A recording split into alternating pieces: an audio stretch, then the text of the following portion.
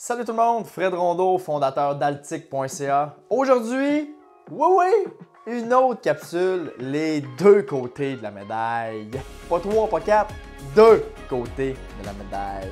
Aujourd'hui, on se pose la question suivante. Est-ce qu'emprunter pour investir est une bonne idée?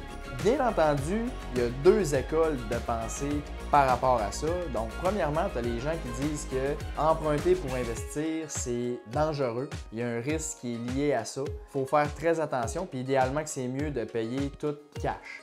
Donc, là où ce qu'il faut faire attention, c'est t'empruntes pour investir dans quoi? Si on parle, mettons, d'emprunter pour investir dans des actions, donc pour investir à la bourse, les statistiques démontrent que la majorité des millionnaires aux États-Unis, selon une étude que Dave Ramsey a faite sur plus de 10 000 millionnaires aux États-Unis, la grande majorité, si c'est pas 100% des gens, ont dit que emprunter de l'argent pour investir dans les actions n'a jamais fait partie de leur stratégie qui les a menés à devenir millionnaires. Si la majorité des millionnaires se sont pas rendus riches en empruntant de l'argent pour investir, ben je pense qu'on peut conclure que c'est peut-être pas une excellente idée de faire ça. Par contre, là où ça peut peut-être être plus pertinent, c'est si on emprunte de l'argent pour investir en immobilier. Parce qu'on s'entend qu'investir en immobilier, surtout au début, si tu as moins de liquidité, tu as moins de fonds, ben tu vas acheter un immeuble à 300-400 000, ça va être difficile d'avoir 300-400 000 one shot puis de le payer d'une claque, puis il va falloir que tu attendes 15 ans, puis dans 15 ans, ton immeuble ne vaudra plus 300-400 000, il va en valoir 700. Donc, c'est sûr que d'emprunter dans ce cas-là, dans l'immobilier, si c'est bien fait, ça peut être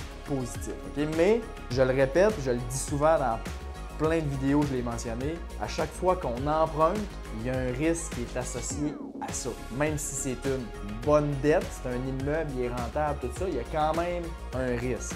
Fais attention, puis limite ton risque, puis achète des immeubles qui sont vraiment comme ça coche. Puis là, ben, ça fait en sorte que tu peux considérer que d'emprunter pour investir, ça peut être bon. Mais je pense que c'est toujours bien de valider la stratégie avec des experts autour de toi, que ce soit un CPA ou que ce soit un planificateur financier, mais quelqu'un qui va être capable de te donner vraiment l'heure juste puis d'avoir toutes les données pour prendre une décision éclairée. Donc, je pense que c'est dans ces cas-là puis des grosses décisions comme ça qu'il ne faut pas être gêné de faire appel à des professionnels qui vont pouvoir nous aider. Je pense qu'emprunter pour investir dans les actions, pas vraiment une bonne idée. Puis dans l'immobilier, ça peut être bien, mais sous certaines conditions. C'est pas mal ça pour aujourd'hui. J'aimerais ça encore une fois que tu continues de me dire dans les commentaires ce que toi t'en penses, que tu es d'accord ou pas d'accord avec ce que je viens de dire. On a chacun le droit de notre opinion, fait que c'est bien correct. Fait que tu peux me dire ça dans les commentaires. Toujours curieux de lire ça, puis c'est toujours le fun. Fait que sur ça, je te souhaite une excellente journée, puis on se revoit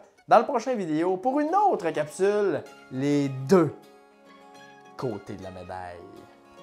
Salut!